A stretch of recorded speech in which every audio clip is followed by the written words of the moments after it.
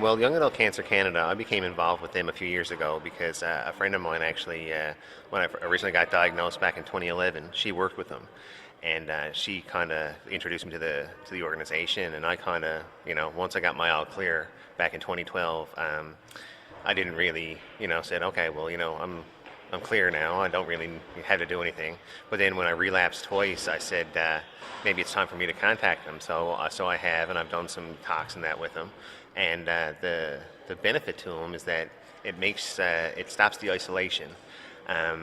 Because you can talk to other cancer survivors all across Canada, especially if they have the same type of cancer you did. You can talk about side effects, or how you found this or how you found that. So it makes you feel not alone. And I mean, as they say, Yak's got your back, right? I like that.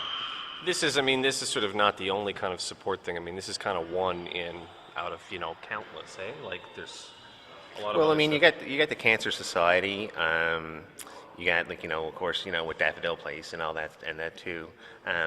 There's a lot of course, across the country. I mean, especially with the internet nowadays. I mean, I'm part of a group out in BC as well.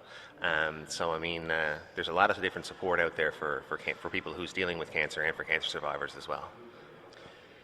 It must feel nice to have a day, doesn't it? I mean, I can't imagine that this has been celebrated nationally forever. I mean, it's nice to have a day to recognize surviving. Oh, for sure. I mean, one of the things that I posted on Facebook this morning. I mean, celebrate life today, because a lot of people take their health for granted. And I mean, even if you have cancer or you don't, you should celebrate today just for the fact that you are here on the earth. You do have family. You do have friends, and that I think is the main thing to do for today. When you first get diagnosed and you think you got cancer, I mean, it's a big shock to the system, right?